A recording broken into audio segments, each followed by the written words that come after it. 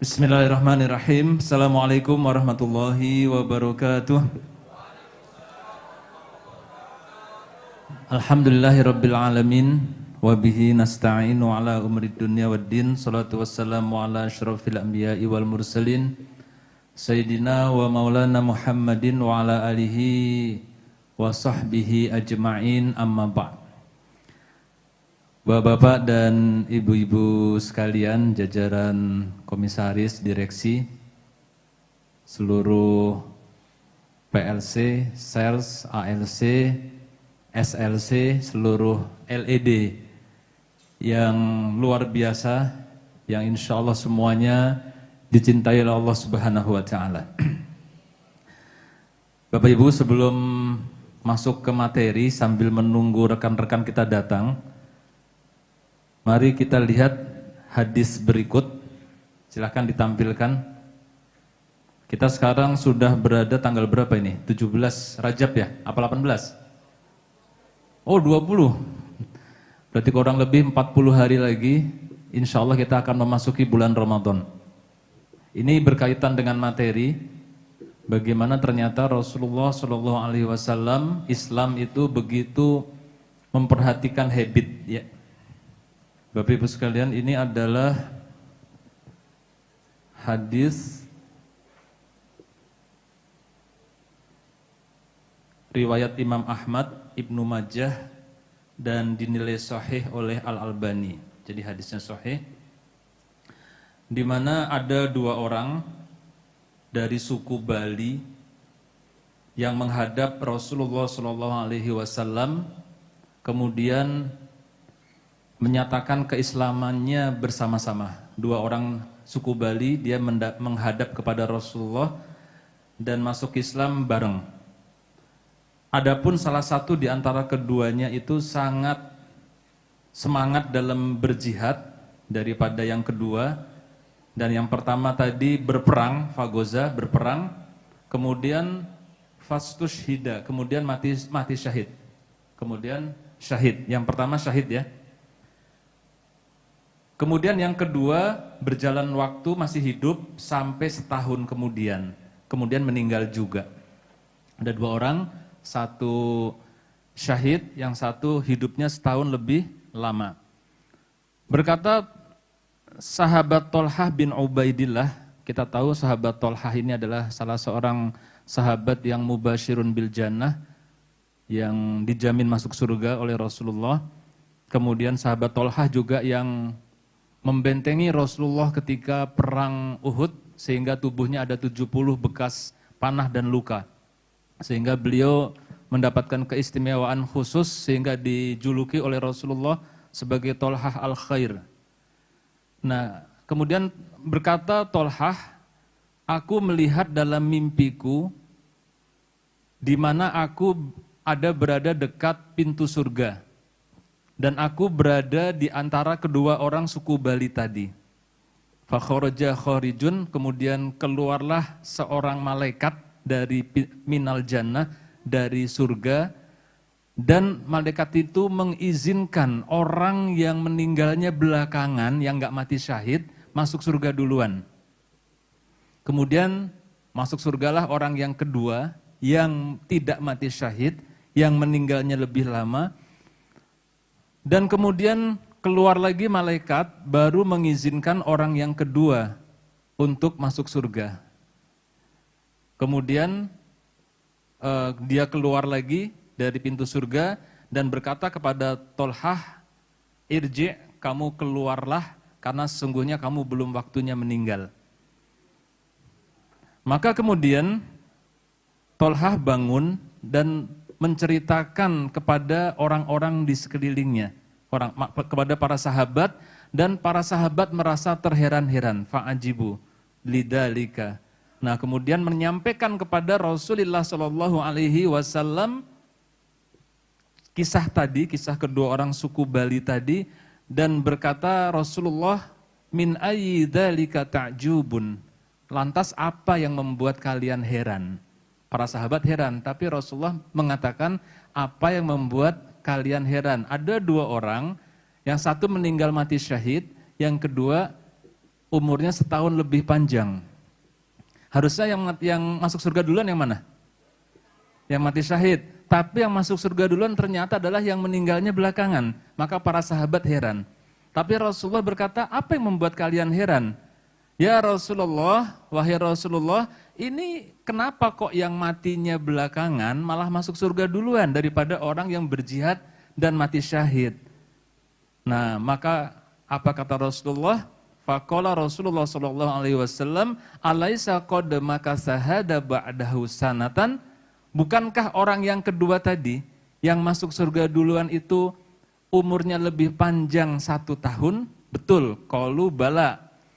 Qala wa adraka ramadhana fasoma. Bukankah orang yang kedua tadi bertemu dengan Ramadan dan dia sholat dia puasa dan sholat wakada dan lain-lain min sajdatin fisana dan sujud dalam setahun?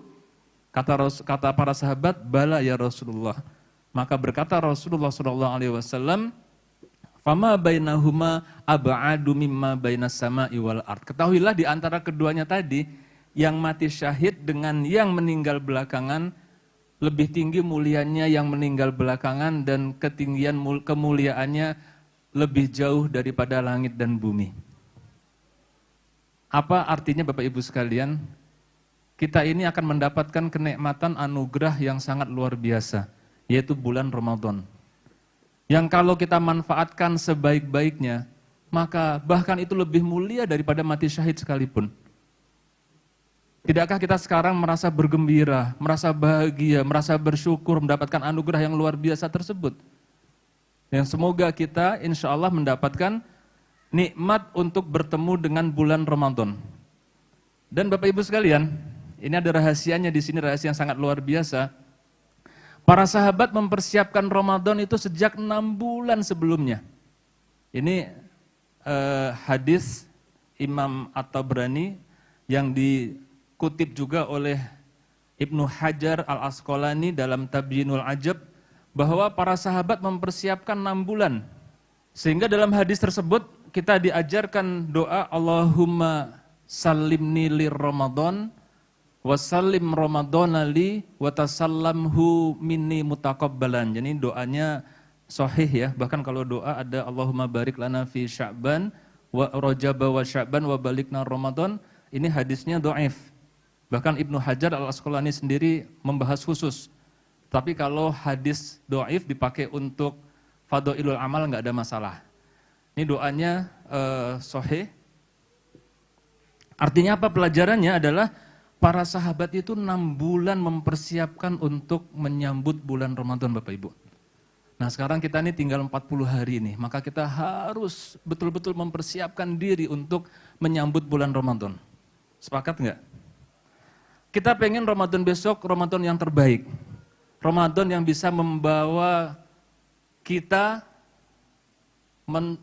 next level lagi dalam keimanan dan ketakwaan. Tapi begini Bapak Ibu. Sekarang mungkinkah ada seorang siswa, ada seorang mahasiswa yang dia menghadapi ujian, kalau dia tanpa persiapan, nggak belajar, kira-kira ujiannya gimana? Pasti dia stres, depresi, nggak bisa ujiannya dengan baik ya. Tapi kalau dia persiapan pasti akan preparing dan tenang saja menghadapi ujian. Atau yang paling gampang gini deh. Pertandingan olahraga, ya pertandingan olahraganya yang keras, tinju, UFC dan sebagainya. Coba kalau dia preparation-nya bagus, pasti dia akan tenang saja menghadapinya, santai saja dan bisa juara. Saya main tenis, kalau misalnya Pak Nas nggak pernah main tenis, saya ajak main tenis, 1 jam pegelnya bisa 5 hari Pak Nas gitu. Tapi karena saya sudah biasa, saya main 4 set nggak ada masalah. Kenapa? Karena sudah persiapan. Nah, maka ini ada rahasianya. Kenapa kita ada Ramadan? Dan kenapa kita mempersiapkan? Rasulullah itu paling banyak puasa selain bulan Ramadan, bulan apa? Bulan Sya'ban. Persiapannya kalau kita bagus, maka Ramadannya akan bagus. Jadi nggak mungkin, jangan ada di kepala kita nggak ada persiapan, tiba-tiba 30 Sya'ban, jeglek satu Ramadan langsung keren, nggak mungkin. Tidak mungkin itu terjadi Bapak Ibu. Nggak ada teorinya. Ada juga kita ngebut akhirnya, maksakin diri karena belum ada persiapan, yang terjadi adalah hanya bertahan 10-15 hari. Habis itu loyo. Dan yang pasti adalah Ramadan kemudian tidak bisa menghasilkan menjadi orang yang bertakwa, yang bertahan di 11 bulan berikutnya.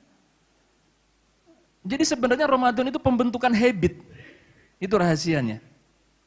Ramadan adalah pembentukan habit.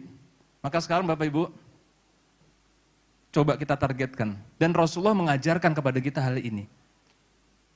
Misalnya, wa ahabbul a'mali ilallahi adwamuha wa inqalla. Yang paling dicintai, amalan yang paling dicintai oleh Allah adalah yang terus-menerus dilakukan walaupun sedikit. Maka Bapak Ibu, kita nggak usah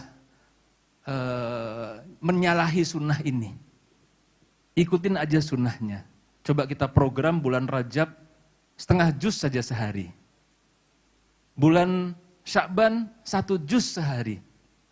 Tekadkan, bulan Ramadan maka insya Allah bisa 2-3 juz, insya Allah. Nah, pertanyaannya adalah bagaimana caranya kita biar bisa 1 juz di luar bulan Ramadan? Ternyata simple, ketika kita sudah menjadikan baca Quran sebagai habit. Nah, itulah rahasianya, ada cara yang bisa kita lakukan ya, nanti kita akan masukkan ke materi. Baru kita masuk materi sekarang, termasuk yang akan kita bahas pada kesempatan ini. Bapak Ibu sekalian, ini ada satu buku yang sangat bagus banget dan ternyata sangat sinkron dengan bisnis kita ini. Sangat sinkron dengan bisnis kita. Saya bikin materi ini, jadi mohon maaf Umi Sabil nggak bisa ikut tadi malam. Saya bikin sampai jam 2 pagi ini.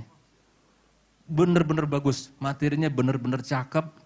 Bapak Ibu, kalau Bapak Ibu mengamalkan ini insya Allah semua sukses insya Allah. Insya Allah semua sukses. Semua tadi yang dibilang Bu Ira, membawa 3 orang, 4 orang, 6 orang LED bisa insya Allah. Dan rahasianya simple saja. Nanti kita lihat, ternyata terjawab semua pertanyaan kita di industri MLM. Ya, jadi ini adalah buku yang judulnya Atomic Habit, karya dari James Clear. Jadi dia berfokus pada bagaimana kebiasaan kecil itu bisa membentuk hasil yang luar biasa dalam hidup kita. Ya, yaitu dengan cara adalah habit, ya disebut dengan atomic habit. Bapak Ibu, ini ceritanya begini, si James Clear ini, dia adalah pemain baseball. Dan ketika dia kuliah, tingkat 1 atau tingkat 2, dia mengalami kecelakaan, ada temannya melempar tongkat baseball dan kena kepalanya tepat di antara mata. Sehingga tulang-tulang mukanya hancur, tubuhnya mengalami pembengkakan, masuk ICU, dia tinggal, fungsi tubuhnya tinggal napas saja sudah. ICU beberapa saat dan sudah berbulan-bulan dia berbaring, memulai lagi dari nol, dari nggak bisa jalan dan seterusnya, dari nol. Tapi kemudian dia menemukan bahwa dia struggle, dia berusaha untuk memulihkan dirinya dengan cara-cara yang paling kecil terus.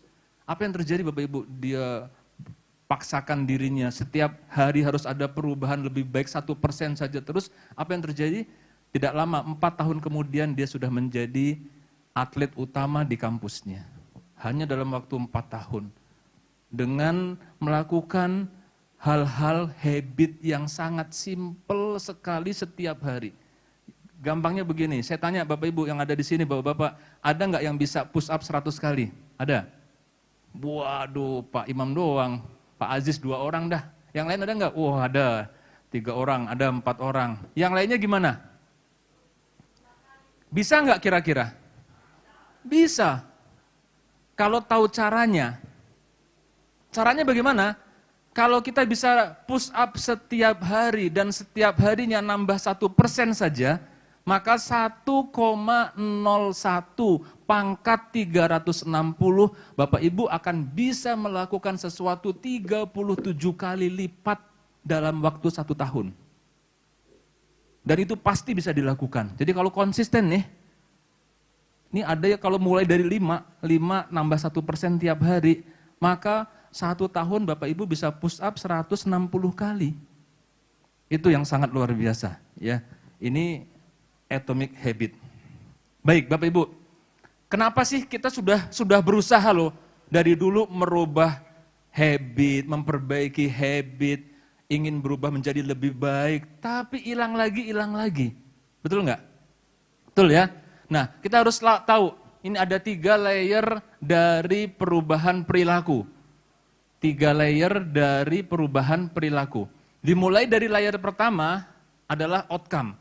Outcome itu artinya hasil, yaitu bagaimana merubah hasilnya. Misalnya kita pengen turun berat badan, nah itu outcome tuh. Kita pengen menerbitkan buku, nah itu outcome. Kita pengen menang dalam pertandingan, nah itu outcome. Ya.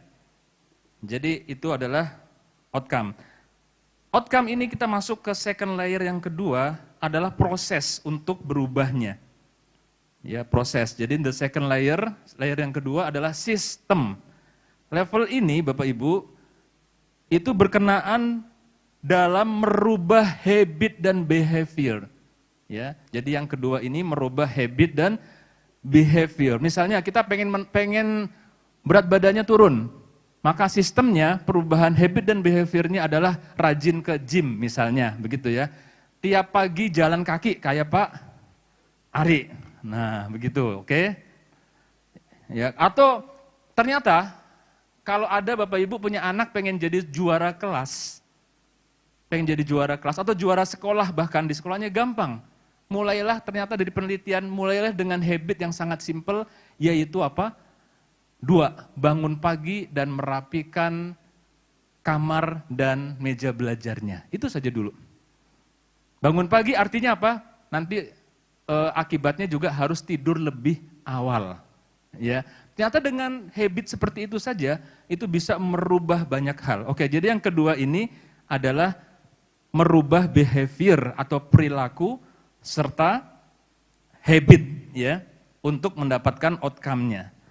Baik, yang ketiga adalah yang paling dalam ini adalah identity, belief atau keyakinan. Yang sering menjadi masalah adalah Bapak Ibu, kita merubah yang outcome, cita-cita kita, caranya, tapi tidak merubah identitinya. Identity itu apa? Belief, keyakinan, bagaimana kita memandang dunia, bagaimana self-image pada diri kita, dan seterusnya. Semua asumsi yang berkaitan dengan kita. Nah, itu menjadi masalah. Jadi outcome itu adalah apa yang kita akan peroleh. Sistem itu adalah apa yang akan kita lakukan, tapi identity adalah apa yang kita percaya. Nah, baik. Jadi kebanyakan kita yang menjadi masalah, kenapa perubahan perilaku, perubahan habit tidak berjalan adalah karena outcome sistemnya berlawanan dengan identity. Misalnya apa? Ya, tidak kongruen. Misalnya kita pengen sukses, kita pengen kaya, kita pengen punya banyak uang, tetapi kita lebih suka mengeluarkan uang daripada mendapatkan uang. Ya nggak mungkin terjadi. Kita pengen sukses, kita pengen kaya, akan tetapi apa? Tapi identiti kita itu lebih suka konsumsi daripada menghasilkan uang. Ya. Lebih suka spending daripada earning, ya, daripada memperoleh uang. Kita pengen untuk sehat, tetapi apa? Ketika kita lebih suka kenyamanan, kenikmatan, daripada kita bisa disiplin dalam mencapai target-target sehat kita. Nah, jadi itu pasti akan bertentangan. Sehingga inilah yang berat dalam merubah habit. Inilah yang berat dalam merubah habit, sehingga seringkali ketika habit sudah kita cadangkan, sudah kita rencanakan untuk berubah, ketika bentrok dengan identity, maka itu akan menjadi tidak berhasil. Jadi begini, contohnya begini, bayangkan ada 2 orang. Ada 2 orang, misalnya ini 2 orang nih. Misal, ini bukan Pak Wisnu, bukan Pak Nas, dua-duanya ngerokok misalnya. Yang Pak Wisnu ditanya, Dua-duanya mau berhenti merokok.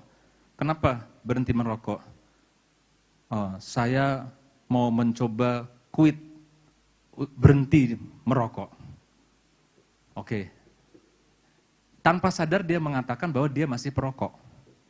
Cuma mau keluar dari kebiasaan merokok. Tapi Pak Nas ketika ditanya kenapa Anda mau berhenti merokok? Karena saya bukan perokok. Lihat bahwa identity ini penting, itulah yang kuat. Tanpa sadar identity kita terbentuk dari keluarga, dari masa kecil dan seterusnya. Misalnya kita selalu ketika di keluarga dikatakan nggak usah maruk sama dunia, udah dunia nggak ada apa-apanya, nggak usah ngejar dunia. Hal itu masih menjadi identity kita saat ini yang ternyata hal itu bisa menghambat. Ya. Baik. Ya sama juga ada dua orang HNI yang sama-sama sedang berjuang ditanya, kenapa giat PCA? Yang satu menjawab, saya mau keluar dari kemiskinan. Nah, maka orang ini masih percaya ia miskin. Yang sedang berusaha untuk tidak miskin. Ya, dia berharap PCA-nya akan merubah ia tidak miskin, tapi masih dengan keyakinan yang sama bahwa ia miskin. Tapi orang kedua menjawab, saya giat PCA karena saya yakin dan mampu bisa sukses dan kaya. Bapak Ibu sekalian, lihat ya, identitinya kelihatan. Kelihatannya beda tipis, tapi statement ini menunjukkan ia telah berubah identitasnya. Jadi kemiskinan itu adalah masa lalunya, dan dia bukan bagian dari kemiskinan sekarang. Nah, Bapak Ibu sekalian, coba teman-teman yang belakang nih, yang masih belum PLC, belum ALC, belum SLC. Coba lihat, ketika ditanya, apakah kita ingin untuk menjadi PLC? Pasti semua jawabannya ingin, betul nggak? Betul? Tapi sekarang lihat bagaimana identitinya, nanti ada kuncinya bagaimana menancapkan identity gitu, merubah identity di kepala kita agar sinkron dengan outcome dan sistem yang kita lakukan. Ya. Baik. Nah, Bapak Ibu sekalian, ini the power of identity. Identity inilah, apa itu identity? Ya kepribadian, ya keyakinan, belief kita ini harus kita sinkronkan dulu ya. Kalau Bapak Ibu sudah identity dalam dirinya sudah sinkron, maka insya Allah akan mudah mau merubah habit atau apapun. Tapi kalau identitinya belum sinkron, belum bagus, maka nggak akan bisa kita merubah habit, merubah behavior. Nah, jadi bisa jadi kita saat ini pengen merubah habit, pengen merubah behavior, perilaku. Karena mendengar motivasi dari Pak Wisnu, Pak Firly kemarin, luar biasa. Tapi karena ternyata dia bukanlah bagian dari identity kita, atau identitinya nggak sinkron, maka umurnya nggak akan lama. Jadi Bapak Ibu, identity itu seperti ini. Ketika kita mungkin komitmen mau punya habit merapikan tempat tidur, merapikan ruang kerja, maka hal itu kita wujudkan agar identitas kita sebagai orang yang rapih dan bersih. Ya. Ketika saya misalnya punya kebiasaan dalam dalam setiap bulan harus membaca satu buku minimal. Satu minggu, bukan satu bulan. Saya satu minggu harus baca satu buku. Dan bukan cuma baca, saya ringkas. Dan saya share. Hal ini untuk menunjukkan identiti saya adalah orang yang ingin menjadi orang yang selalu belajar. Nah, ketika saya berupaya untuk selalu olahraga, Pak Ari Mariadi selalu olahraga setiap hari rajin, maka identitinya adalah kita ini dalam kepala kita, dalam keyakinan kita, kita adalah orang yang sehat dan atletis. Maka ketika kita sudah meyakini kita nih orang sehat yang atletis, identitas kita seperti itu, kita akan terus menjaganya dan nggak akan menyerah. Ya, cuma kadang-kadang antara identity, citra diri kita berbeda dengan di permukaan, outcome atau habit yang akan kita rubah. Bapak Ibu, oke. Sekarang kita mau kita sudah, Bapak Ibu yang di belakang, pengen menjadi PLC. Pengen menjadi ALC, pengen menjadi SLC. Pertama harus clear, PLC itu apa? PLC itu seperti apa? 5W1H-nya harus jelas. What, who, when, where-nya, dan why-nya harus jelas, dan yang terpenting how-nya. Oke ya, itu dulu. Harus clear dulu untuk menjadi seperti Pak Wisnu itu seperti apa. Harus clear dulu itu pertama. Itulah yang disebut dengan goals. Pertanyaan aja lah, apakah kunci sukses ada pada goals ini, penetapan goals? Betul nggak? Oke, ada pertandingan olimpiade yang dihadiri oleh banyak atlet beberapa negara. Yang juara cuma satu. Kira-kira yang punya goals menang berapa orang? Semua punya goals yang sama. Semua punya keinginan yang sama. Tapi yang menang cuma satu. Berarti goals ini bukan sesuatu yang paling utama. Kalau Bapak Ibu sudah clear sekarang tujuannya mau kemana, mau jadi apa dan seterusnya, maka Bapak Ibu yang pertama harus kita ketahui adalah bahwa, nah ini dia, kita harus lupakan goals. Ini ada pelatih olahraga, goalnya adalah memenangkan kejuaraan. Tapi yang lebih penting lagi kita tahu sistemnya. Sistem adalah behavior dan habitnya.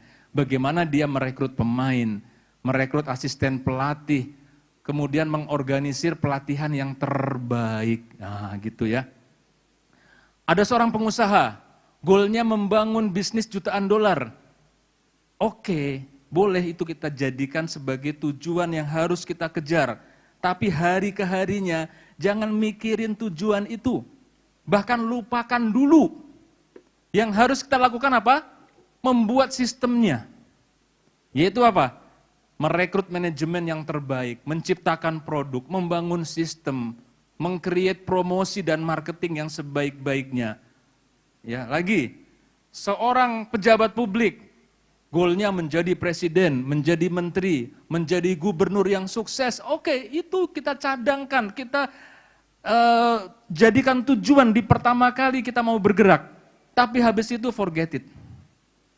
Anda hari-hari kita fokuslah menyusun sistemnya, bagaimana membangun kapasitas diri, meningkatkan branding, meluaskan network. Itu yang harus dilakukan. Nah ini dia, mau menjadi leader HNI hebat, goalnya apa? Menjadi platinum PLC HNI. Sudah Bapak Ibu. Kalau itu doang, semua juga mau di sini. Semua juga kepengen. Tapi yang berhasil kenapa sedikit? Karena cuma menentukan goal saja, diingat-ingat terus. Dijadikan apa? Mimpi-mimpi cuma dilihat saja. Itu namanya tamani. Tamani itu apa? Angan-angan kosong. Yang harus dilakukan segera adalah membentuk sistemnya. Kita terus belajar, membangun kapasitas diri, meningkatkan branding kita, baik online maupun offline, PCA dan home sharing tanpa henti. Nah, kenapa demikian? Karena yang pertama sudah saya katakan tadi, pemenang dan pecundang itu punya goals yang sama. Tapi yang membedakan adalah sistemnya. Yang kedua, meraih satu goal. Kan kemarin Pak Firly ya menceritakan antara kompetens dengan goal, ya kan? Mencetak satu gol saja, tapi kalau kita salah, itu kadang-kadang jadi bumerang. Seringkali kemarin MU gol duluan 2 kali. Ah, ya kan, gol duluan 2 kali, tapi dia kemudian malah lengah. Akhirnya apa? Malah kebalap. Iya. Kenapa? Dia bukan MU nggak menciptakan sistem. Nih kalau di kita begini nih, kita cuma ngejar jadi LED. Ngejar jadi LED. Obsesinya LED saja. Tapi nggak bangun sistemnya. Akhirnya apa? Setelah LED nggak bisa mempertahankan. Kalaupun mempertahankan apa?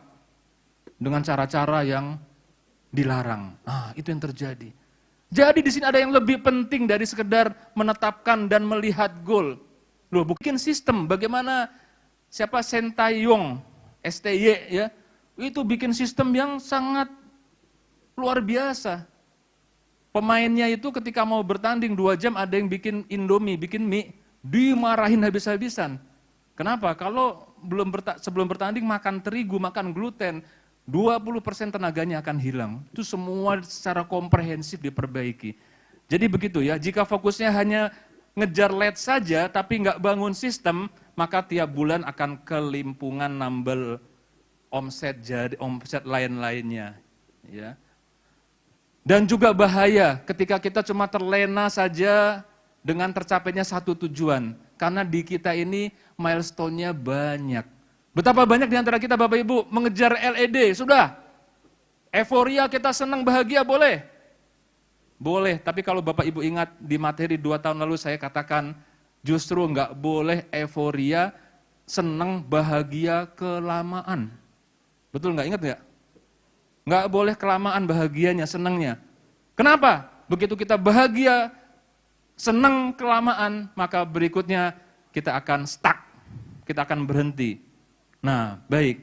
Berarti setelah kita menjadikan tujuan sebagai motivasi, jadi jadikan tujuan ini, goal ini, sebagai motivasi. Jelas itu, 4W1H-nya. Maka berikutnya adalah fokuslah pada sistem, lupakan dulu tujuan. Ini saya ngomong bukan dengan tebak-tebakan, bukan dengan feeling saya, tapi dari buku ya. Gitu Bapak Ibu sekalian ya. Maka satu-satunya cara untuk menjadi pemenang yang sebenarnya adalah menjadi lebih baik di setiap harinya. Seorang Super Bowl winner Bill Walsh mengatakan, nggak usah mikirin skor. Skor itu adalah akibat dari sistem. Berarti nggak usah mikirin Bapak Ibu PLC, SLC, ALC. Nggak usah, itu akibat dari sistem yang kita bikin. Sistem inilah yang penting untuk kita bikin.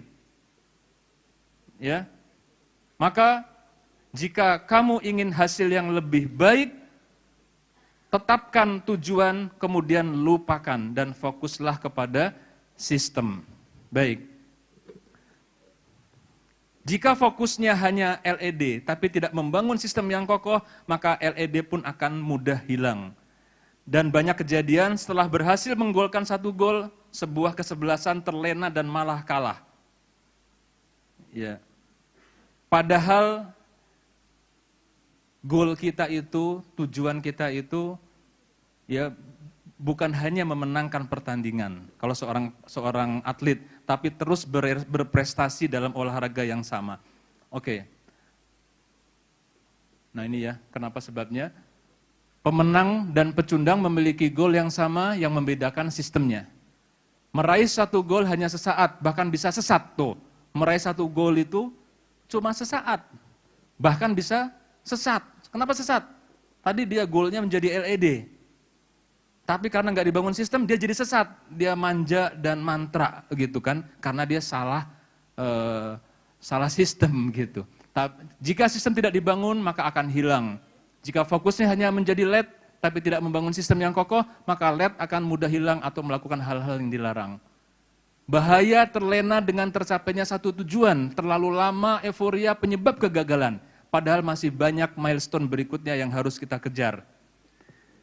Nah ini bahaya efek yoyo. Betapa banyak yang sudah mau kurus, banyak. Diet macam-macam dicoba. Jangan-jangan karena kita terpaku pada goal. Goalnya turun 10 kilo. Kayak Pak, siapa? Pak mana? Eyang. Eyang, wah saya udah turun 10 kilo. Saya sudah selesai 3 bulan intermittent fasting. Wih, salah itu. Itu salah. Nanti berikutnya apa? Sudah selesai tugas, nanti yoyo, balik lagi.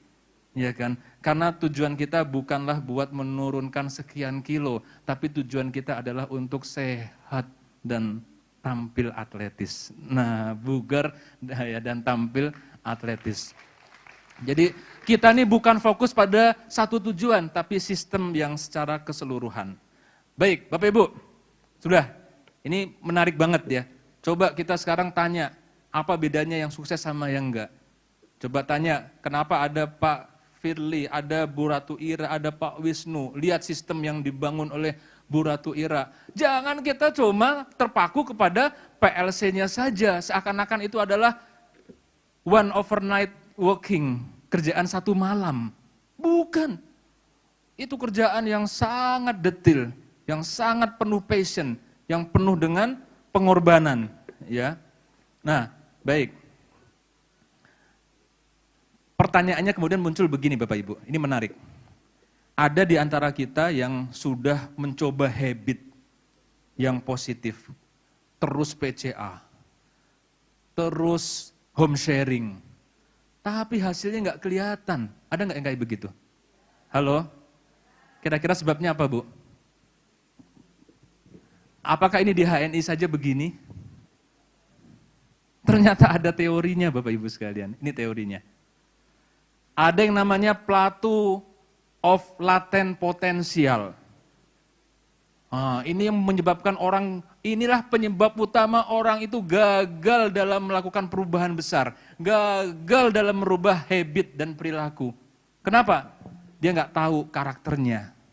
Bahwa yang namanya plateau, ini saya terpaksa Bapak Ibu, kenapa saya lama mempersiapkannya. Ini buku ini sudah ada terjemahannya bahasa Indonesia. Cuma terjemahannya nggak bisa kita pakai kecuali baca aslinya yang bahasa Inggris. Karena bayangkan diterjemahkannya adalah dataran daripada potensial laten. Plateau itu bukan dataran, plateau itu di antara dua gunung yang ketika datar dia langsung naik. Nah, seperti itu nih plateau nih. Jadi ketika, coba perhatikan yang hijau, kita melakukan habit, kan harapannya ekspektasi kita kan terus meningkat kan ekspektasinya. PCA tiap hari, home sharing tiap hari, harapannya kan begini. Tapi pada kenyataannya, lihat, yang merah pada kenyataannya.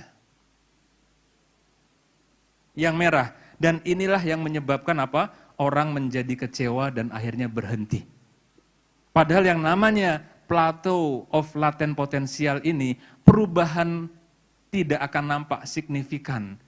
Habit kerja-kerja kita itu yang kita lakukan tidak akan nampak secara signifikan sampai kita mencapai titik ambang batas tertentu. Baru ketika sudah mencapai, maka langsung melejit tuh. Ya.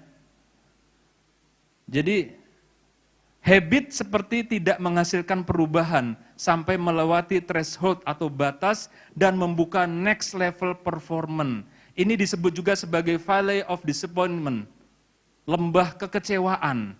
Maka hal ini menjadi sebab utama kenapa sangat sulit membentuk habit. Kita sudah melakukan perubahan-perubahan kecil, melakukan habit, tapi tidak melihat hasilnya secara signifikan dan akhirnya memutuskan untuk stop.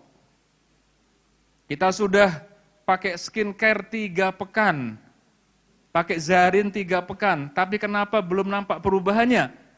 Padahal sebenarnya efek bagusnya itu akan muncul setelah sebulan.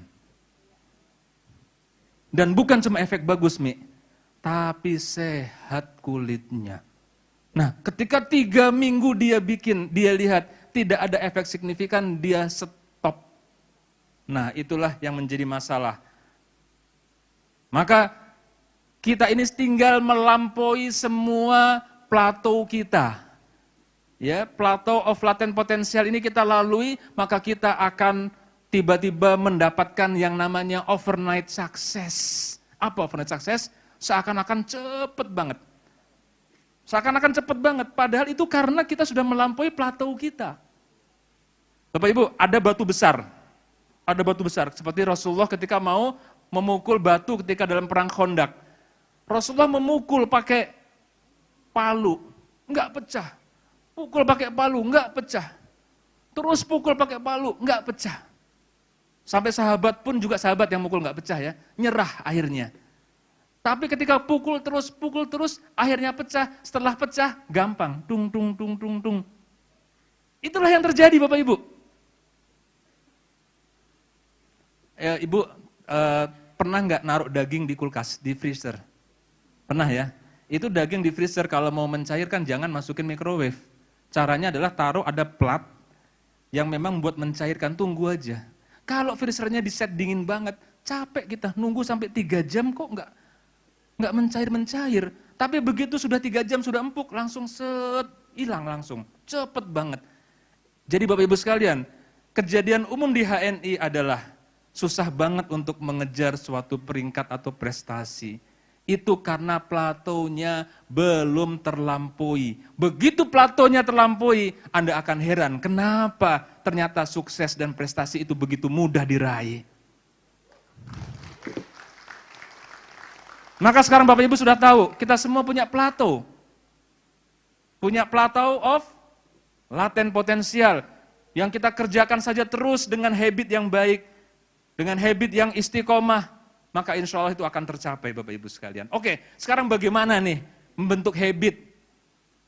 Bagaimana caranya kita punya habit yang baik? Karena ternyata kita ini akan sukses cukup dengan 2 hal saja, disederhanakan. 2 hal saja untuk bisa sukses. Pertama adalah habit, kedua adalah karakter. Ini nanti materinya saya kasih Bapak Ibu. 2 saja. Terus bagaimana untuk merubah habit? Kenapa kok kemarin nggak berhasil? Nah ini ada habit loop namanya. Semua habit terbentuk akibat ini. Semua habit terbentuk akibat ini. Nggak ada habit yang terbentuk bukan dari loop ini. Contoh nih. Tiba-tiba HP-nya Pak Erwin bunyi, ting, ada message. HP-nya bunyi Pak Erwin ya. Itu namanya disebut cue. Ada isyarat. Oke, Pak Erwin ingin tahu dong, ada message dari siapa ya? Apa message-nya betul ya? Itu yang namanya adalah craving. Ya, namanya craving. Kemudian Pak Erwin kan HP-nya ditaruh. Pak Erwin ambil dong. Ambil, kemudian buka HP, lihat pesannya, betul ya? Itu yang namanya respon. Kemudian berikutnya nomor 4, alhamdulillah Pak Erwin merasa puas karena sudah membaca pesannya. Itu namanya reward, satisfying, dia puas. Ketika diri menjadi puas, maka berikutnya otomatis terjadi, habit terjadi. Kalau ada HP bunyi, maka Pak Erwin akan mengambil dan membukanya. Itu terbentuknya yang sangat simpel. Contoh lagi, kita bangun pagi. Bangun pagi berarti cue, isyarat. Cue. Oke. Kemudian kita bangun pagi masih ngantuk. Kita pengen merasa segar. Ada keinginan yang menarik, namanya craving. Oke? Maka kita kemudian minum kopi sevel. Itulah yang disebut dengan respon, ya, respon. Kita minum kopi sevel dan kemudian akhirnya kita merasa puas, merasa segar setelah minum sevel. Maka akhirnya minum sevel, habit minum sevel terhubung dengan bangun tidur. Ketika tubuh merasakan kenyamanan, satisfying, maka dia kemudian otak akan bikin program, berikutnya akan otomatis. Sehingga energi otak menjadi rendah ketika melakukan hal tersebut. Itulah terbentuknya habit. Oke, itu yang positif. Kalau yang negatif gimana? Kita mau speak di depan publik, maka mungkin ada seorang, bukan kita deh, si Fulan mau speak di depan publik, dia nervous. Tahu nervous? Gugup, panik. Ya, dia mau speak di depan publik, itu cue. Kemudian dia merasa nervous, gugup, nah itu yang kedua, craving, tapi craving yang negatif. Maka kemudian dia menggigit-gigit kuku. Dia mencari cara buat menenangkan, menghilangkan nervousnya, dia menggigit kuku. Oke, respon. Maka kemudian karena dia menggigit kuku, nervousnya sedikit berkurang. Nah, dia merasakan ada efeknya, ada satisfyingnya, stresnya teralihkan. Tapi berikutnya, begitu dia nervous, dia akan menggigit kuku. Baik, Bapak Ibu sekalian. Nah, ketika sudah menjadi habit akibat loop ini, berikutnya dia akan otomatis terjadi. Nah, sekarang bagaimana agar kita bisa mendapatkan positif habit yang kita program agar menjadi ya senjata kita dalam meraih kesuksesan. Yang pertama adalah sebenarnya bukan clue tapi ya, atau isyarat. Sebenarnya clue juga mirip juga sih. Ya, dia adalah harus jelas banget. Jadi Bapak Ibu, pertama apa? Bapak Ibu tujuannya harus jelas. Sekali lagi tadi, Bapak Ibu mau menjadi PLC, udah pada jelas belum sih PLC itu apa? What is PLC harus jelas. Who is police PLC yang mau kita tiru? Nah, jelas siapa. When Harus jelas juga. Kita mau punya tujuan where, kita mau ke Kampung Melayu, harus jelas tujuannya, where-nya. Dan why? Kenapa kita harus menjadi PLC? Harus clear juga, harus jelas. Itu yang disebut dengan harus jelas. Tapi ingat kemudian setelah jelas, dia menjadi panduan arah kita. Saya mau ke belakang yang ada tripodnya. Dia menjadi arah panduan kita, tapi habis itu Bapak Ibu nggak usah dilihat. Kita fokus, kan dari sana kita mau ke Kampung Melayu, akan lewat sini, lewat sini, lewat sini, lewat sini. Itu yang kita perhatikan. Sistemnya untuk mencapai Kampung Melayu itu yang kita perhatikan. Baik. Nah, atau clue di sini harus ditambah. Jadi ada penelitian di Inggris, ada orang yang cuma menetapkan target saja, menetapkan tujuan saja, ternyata hanya berhasilnya di bawah 30%. Tetapi ada orang yang kemudian dia menetapkan, aku akan kata kerja pada waktu. Maka dia keberhasilannya bisa mencapai 80%. Jadi Bapak Ibu harus menetapkan, aku akan kata kerja menjadi PLC atau tujuan pada 1 tahun atau 6 bulan kemudian. Nah, baik. Jadi harus jelas ya, what would you become? Kamu akan menjadi seperti apa? And who would you be? Kamu akan menjadi siapa? Itulah outcome. Dan kita pun harus jelas juga, why you should become or be. Kenapa kita harus menjadi PLC? Harus jelas juga reasonnya. Dan yang ketiga, ya di mana dan kapan kamu akan menjadi PLC? Itu harus jelas. Nah, tapi yang penting juga how-nya. How could you achieve? Bagaimana kamu mencapainya? Ini harus jelas. Oke. Jadi yang pertama sudah jelas ya. Tolong dikelirkan semua Bapak Ibu, apa tujuan kita? Kalau kita punya mitra kolet, jelaskan tentang nikmatnya menjadi LED. Harus jelas. Dan bagaimana mencapainya? Kenapa harus menjadi LED? Itu harus jelas dulu. Saya rasa ini sudah pada jago semua.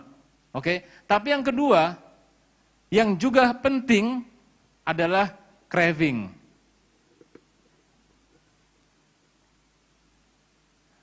Harus menarik. Harus dibuat menarik. Bagaimana caranya? Maka kita berkumpul dengan model impian Anda. Akhwat sering-sering kumpul sama Bu Ratu Ira, sama Bu Sulis. Bapak-bapaknya sering-sering kumpul sama Jinas, sama Pak Ari. Iya kan? Hah? Sama Jinas. Iya, sama Pak Ari. Iya. Ya, dengan dan sering berkumpul dengan orang-orang yang sama tujuannya. Agar apa? Dia menarik. Yang berikutnya, menghadiri acara dan forum impian Anda.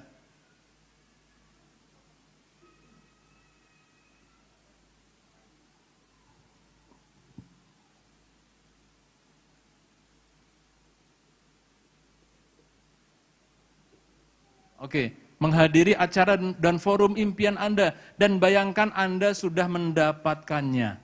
Jadi bayangkan ini buat kita menjaga identiti kita, sehingga kokoh ada di dalam diri kita.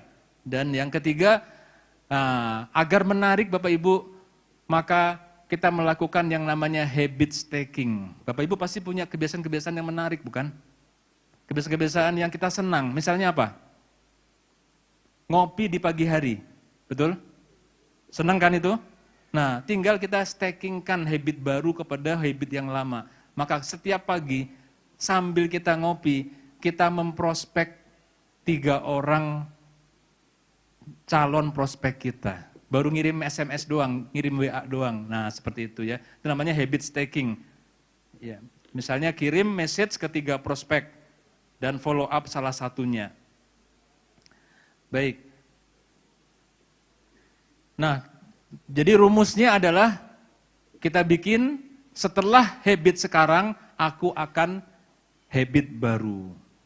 Gitu. Sehabis sholat duha, jadi kalau saya Bapak Ibu berusaha istiqomah, sehabis sholat di bulan Rajab ini minimal 2 halaman Al-Quran, minimal.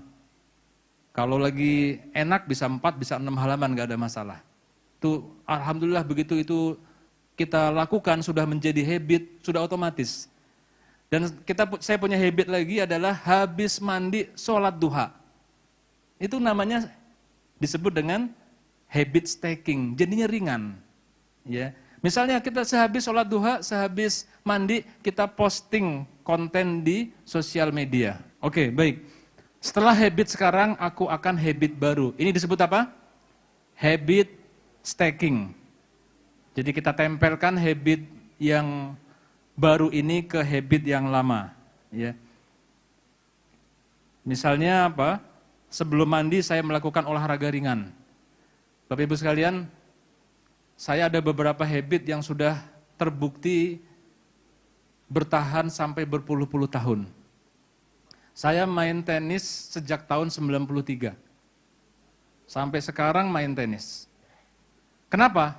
Karena berhasil menjadikan main tenis itu menarik dan mudah. Makanya saya pernah juga seperti Pak Ari Mariadi.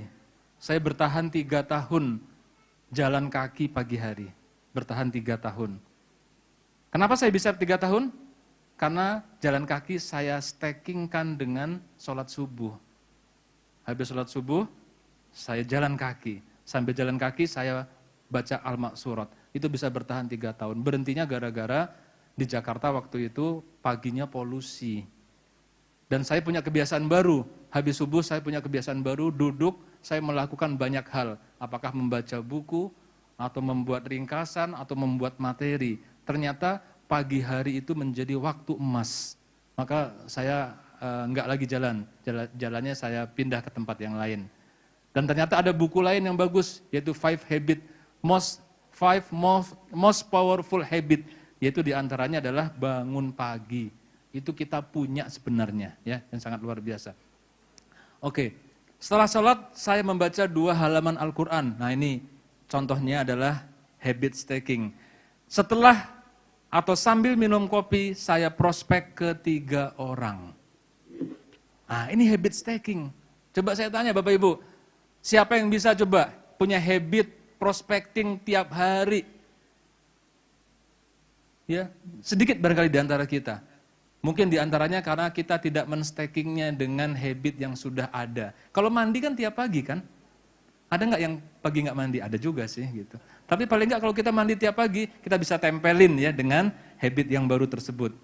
Setelah sholat duha, saya akan posting konten di media sosial. Setelah selesai olahraga pagi, saya akan menelpon mitra untuk memberikan semangat baru. Nah, inilah disebut dengan habit stacking. Oke ya, jelas ya? Baik, sudah kita dapat sehingga kita punya yang namanya menarik, attracting. Yang ketiga, oke stop dulu, jangan lanjut dulu Bapak Ibu. Menetapkan tujuan yang jelas gampang. Gampang nggak? Gampang, PLC-nya ada semua bisa dilihat. Oke. Yang kedua, membuat menarik. Gampang nggak? Mudah juga. Membuat menarik gampang.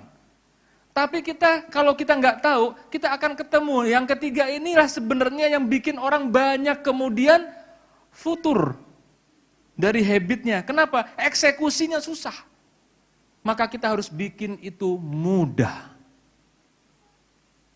Ini yang menjadi kuncinya. Bagaimana menjadikan sesuatu yang susah itu kemudian menjadi mudah. Next. Oke, yang pertama adalah kita pecah tugas-tugas kita yang berat-berat tadi menjadi small task, menjadi tugas-tugas yang kecil dan ringan, sehingga kita menghasilkan banyak small win. Oke, gitu Pak, judulnya begitu. Jadi kita pecah-pecah menjadi small task, pekerjaan yang kecil ya, yang kita bisa lakukan. Nah, sebentar. Kemudian ada rumusnya, next. Aku akan kata kerja pada waktu di lokasi. Ibu, aku akan menyajikan secangkir teh untuk suami pada jam 6 pagi di kamar. Aku akan kirim message ke 3 orang prospek saat minum pagi di kamar. Next. Ini contoh-contohnya menjadi mudah. Next lagi. Oke, lagi. Oke. Berikutnya, agar menjadi mudah Bapak Ibu sekalian adalah gunakan teknologi. Nanti dikasih, Mi. Gunakan teknologi dan alat bantu otomatis Bapak Ibu sekalian. Jadi Bapak Ibu punya HP mahal-mahal, jangan cuma dipakai buat WA saja. Ya, apa yang harus kita gunakan di HP kita ini? Ada 3 hal, 3 apps yang harus dipakai dan dikuasai. Kalender atau agenda. Nah, ini harus dipakai nih. Jadi jangan bergantung sama sekretaris ya. Ntar Angga nggak ada kerjaan. Tapi Angga ini kalau ada orang mau ketemu saya, dia yang masukin ke agenda saya. Jadi kita nggak akan lupa agenda, kalender agenda. Ada nggak sih di kita yang belum memanfaatkan kalender agenda? Ada? Kalau ada keterlaluan sih ya. Oke. Yang kedua, kita gunakan reminder. Ada aplikasi, ada yang to do, ada yang task, ada yang reminder. Kalau iPhone, reminder. Jadi apa tugasnya? Ya semua yang perlu diingatkan. Kan banyak orang ngutang sama saya Bapak Ibu. Pinjem duit, Pak Agung pinjem dong 10 juta, anak mau bayar sekolah nggak ada duit. Oh boleh. Kapan mau bayar? Bulan Agustus ya? Oh iya boleh. Udah saya kasih 10 juta. Saya masukin ke reminder. 1 Agustus tolong ingetin tagih utang ke fulan. Pas 1 Agustus saya udah punya kelonggaran bayar utang. Wih kok inget ya? Nah itu berarti apa? Kita dibantu oleh teknologi. Ini harus kita lakukan. Kita mengingatkan tadi apa habit-habit harian kita bantu dengan reminder, task atau to do. Yang ketiga yang sangat penting juga adalah notes. Jadi Bapak Ibu punya ide daripada pusing jadi pikiran, jadi snowball thinking, ya kan? Langsung catat di note. Kalau di iPhone ada namanya function button. Jadi kalau lagi nyetir ada ide, wah itu harus saya prospek tuh. Saya tinggal pencet function button, prospek Pak Agus besok. Udah, nanti akan masuk ke reminder. Nah ini menjadi sangat penting sekali ya. 3 hal ini harus kita pakai sehingga sesuatunya menjadi mudah. Langsung next. Nah kemudian simpan pesan template prospek dan follow up agar mudah digunakan kapan saja. Ini seperti Puput Jaiman ini menggunakan ya. Kita punya pembinaan-pembinaan. Nah itu template-template pesannya harus kita siapkan. Oke lanjut next. Ini easy atau mudah. Yang berikutnya, yang kita jangan lupa bahwa hal ini akan menjadi habit kalau dia memuaskan, kalau dia menyenangkan. Maka kita harus pastikan habit kita ini bisa memuaskan. Apa yang kita lakukan Bapak Ibu? Kita buat sistem penghargaan. Misalnya jika Anda berhasil menghubungi 3 prospek hari ini, izinkan diri Anda menikmati kopi spesial atau waktu santai. Ya. Bahkan boleh saja kita bikin, setelah menutup 1 closing agen stok, maka kita akan ajak istri makan di restoran favorit. Nah boleh ini. Terus kita bagikan pencapaian di grup komunitas untuk mendapatkan dukungan dan validasi positif dari tim Anda. Nah, terus lagi, ciptakanlah komunitas yang saling menghargai. Kita udah punya belum Bapak Ibu? Alhamdulillah komunitas LED kita, komunitas kita dengan para mitra-mitra kita dalam WAG itu menjadi komunitas yang positif, yang saling menghargai. Maka coba di room WAG LED kita kalau ada yang menceritakan keberhasilan, tolong diapresiasi. Ketika kita muncul budaya saling mengapresiasi, maka insya Allah itu akan nambah semangat kita. Ya, bukan sombong, bukan. Tapi untuk kita betul-betul bisa menciptakan komunitas yang saling menghargai. Baik, ya. Jadi 4 ini tolong kita latih terus Bapak Ibu. Ya, latih terus. Yang 4 hal, mulai dari cue atau isyarat harus jelas. Misalnya tadi, kita mau masuk Ramadan. Jelas enggak hadis-hadis tentang keutamaan Ramadan? Jelas enggak? Jelas. Berarti yang kedua, dia harus craving, menarik. Menarik enggak Bapak Ibu sekalian? Rasulullah mengatakan bahwa orang yang sungguh-sungguh ibadah di bulan Ramadan, bahkan derajatnya jauh melampaui orang yang mati syahid. Menarik enggak? Menarik. Kita akan semangat. Cuma masalahnya kita kemudian banyak yang gagal dalam eksekusinya. Yang ketiga, kenapa? Kita tidak menjadikan dia itu mudah. Caranya biar mudah bagaimana? Stackingkan dengan habit yang sudah ada. Baca Quran kalau nanti bulan Sya'ban sudah harus setiap sholat paksakan baca 4 halaman Al-Quran. Ya, kita paksakan. Kita sudah biasa kan? Bangun subuh udah biasa. Coba kita sekarang masih bulan Rajab, bulan Sya'ban, pastikan 15 menit sebelum sholat subuh kita pasang beker, sudah bangun. Nanti insya Allah pada bulan Ramadan kita bisa jauh lebih baik lagi. Nah itulah yang disebut dengan kita membuatnya sebagai easy dan berikutnya berikan reward. Ya, berikan penghargaan ketika kita mampu melakukannya. Baik, lanjut. Sekarang bagaimana aplikasinya? Kita coba bikin habit. Ini coba nih, masing-masing kita bisa berbeda.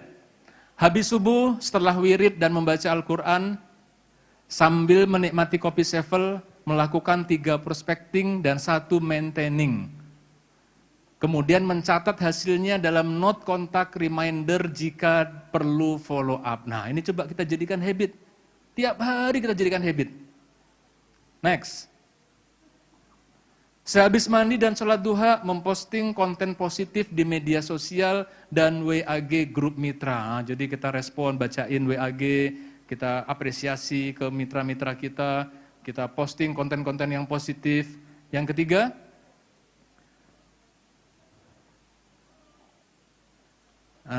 tapi kalau jika suatu sebab tidak bisa melakukannya di pagi hari, maka kita rapel pada siang atau sore atau malam. Sama dengan baca Quran tadi. Karena kesibukan, habis duhur nggak bisa baca Quran 2 halaman, maka kita rapel saat asar. Begitu. Saat maghrib nggak bisa karena di perjalanan, kita rapel saat isya. Jadi kita konsisten lakukan.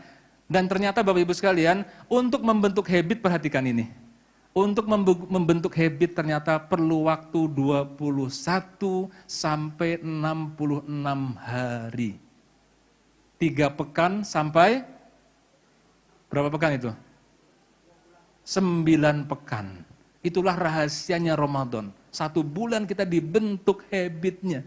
Dengan harapan setelah keluar dari Ramadan, habit itu terbentuk. Nah coba ini, pasti berat Bapak Ibu. Melakukan ini pasti berat-berat enggak?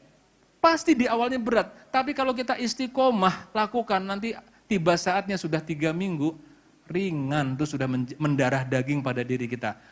Lanjut, kemudian habis itu melakukan prospek closing sesuai kesepakatan waktu dengan calon mitra. Yang 3 orang prospecting yang kita prospek, berikutnya kita follow up untuk closingnya. Dan sore hari mengirim pesan atau menelepon seorang mitra, menanyakan kabar dan menawarkan bantuan. Ini contoh daripada habit harian yang bisa kita lakukan. Oke, lanjut. Sebentar lagi insya Allah. Nah, ini sekedar mengingat kembali, mengulangi bahwa kebiasaan kecil dapat menghasilkan perubahan besar. Fokus pada kemajuan 1% setiap hari, maka Anda akan bisa mendapatkan peningkatan 37 kali lipat dalam 1 tahun.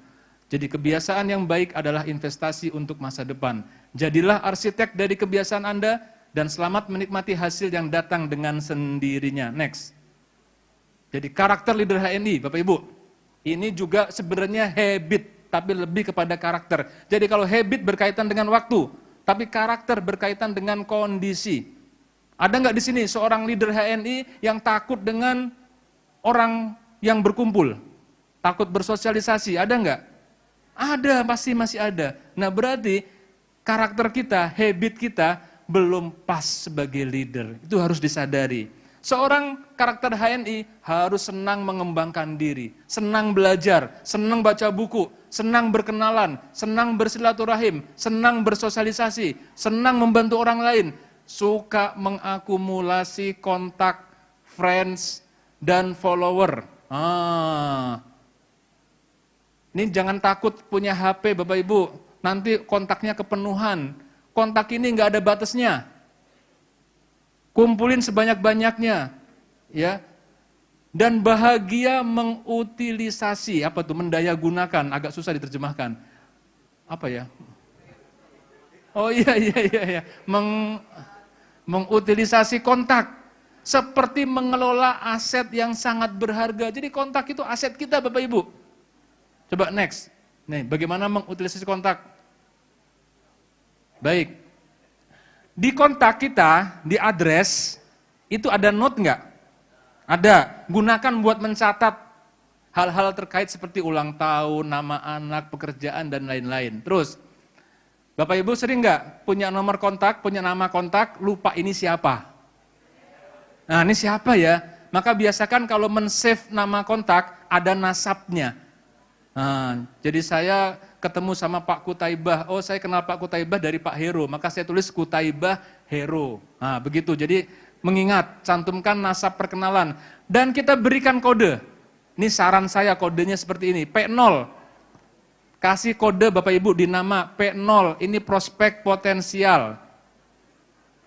P1, kalau sudah dikirimin WA prospecting, ada tandanya P1. P2, sudah dikirimin dan dia tertarik, harus di follow up. Terus PV, PV itu centrang, berarti sudah closing, tinggal perlu maintenance. Kemudian berikutnya PX, sudah menolak. Nanti semua kontak kita, semua address kita ini ada kode ininya semua. Sehingga Bapak Ibu nggak bingung, 3 prospek setiap pagi nggak bingung. Ada di HP, di kontak, ada di friend, di Facebook, ada di follower, di Instagram, semua bisa di follow up. Ya, dan ini perlu seni, karena nggak bisa sekarang itu memfollow up hard selling, terlalu hard selling, kita diblokir. Ya. Tapi kadang-kadang cukup dengan mengikuti pembicaraan saja secara alamiah. Oke, next, utilisasi kontak. Nah, Bapak Ibu sekalian, setelah terbentuk, akhirnya kita bisa punya habit. Bapak Ibu, habit ini luar biasa. Alhamdulillah, saya punya habit, seingat saya dari tahun 2010, yang konsisten, karena saya catat, bahwa kalau saya dapat gaji, bonus, maka langkah pertama yang saya keluarkan adalah mengeluarkan zakat, kemudian mentransfer, men-save untuk infak dan sodakoh, agar nggak kepake. Karena saya pada waktu itu punya materi tentang family financial planning, kalau punya gaji maka yang pertama harus dilayani adalah zakat, infak, sodakoh. Dan Alhamdulillah sampai sekarang sudah 14 tahun istiqomah. Pertanyaannya kita, saya khawatir Bapak Ibu, karena sekarang ini bonus kita sudah langsung masuk ke HNI Cash. Apalagi kadang-kadang dipakai buat belanja produk.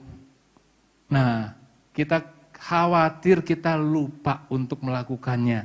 Dan akibat dari kita lupa mengalokasikan ZIS tadi, barangkali itulah sebabnya rizki kita agak ditahan oleh Allah Subhanahu wa Ta'ala. Jadi kebiasaan ini bisa berjalan bertahun-tahun ketika sudah menjadi habit. Ya. Oke, ini pada waktu saya dulu masih menjadi leader pada zamannya Pak Rafiq Hananto yang selalu beliau ceritakan, saya punya menjadi habit tiada hari tanpa prospecting, saya tempel di kamar. Jadi kalau nggak prospecting hari itu, maka rasanya ada yang kurang. Nah ini perlu kita lakukan. Sehingga pada akhirnya, tiada hari tanpa merekrut mitra baru. Dan saya punya juga pada saat tersebut, dan itu saya laksanakan dengan benar, bahwa tiada orang dalam jarak 5 meter melainkan saya prospek. Ini sudah kita lakukan, tapi saya yakin belum semua melakukan. Ya, belum semua melakukan. Ini perlu kita sepakati bersama, kita tekadkan diri kita punya habit yang seperti ini. Ya. Ini habit saya mengeluarkan zakat dan mengalokasikan infak sedekah di awal menerima rizki. Olahraga tenis konsisten sejak 1995. Selalu senam pemanasan sebelum mandi. Ini saya sudah lakukan bertahun-tahun. Jadi itulah yang namanya habit. Kita akan sehat, akan sukses kalau dalam hidup kita ini dipenuhi dengan habit-habit yang positif ya. Membaca buku setiap pekan. Ini kalau teman-teman direksi tahu, saya suka sharing ringkasan buku ya. Oke, lanjut. Nah, garansi tidak akan ada yang gagal. Cukup dengan istiqomah untuk habit prospecting 31, artinya mengirim 3 prospecting dan 1 follow up selama 1 tahun dan tularkan habit ini pada mitra-mitra Anda, maka penghasilan Anda akan meningkat 20 kali lipat. Ini ada hitung-hitungannya, ada asumsinya ya, nanti saja waktunya nggak cukup, kita teruskan dulu saja. Oke, Bapak Ibu sekalian, itu yang harus kita lakukan. Saya yakin insya Allah, kalau kita lakukan hal ini, maka kita akan menjadi sangat luar biasa. Dan dilakukannya dengan sesuatu yang habit yang kecil, tapi dilakukan terus menerus, maka semuanya bisa melakukan dan semua bisa sukses.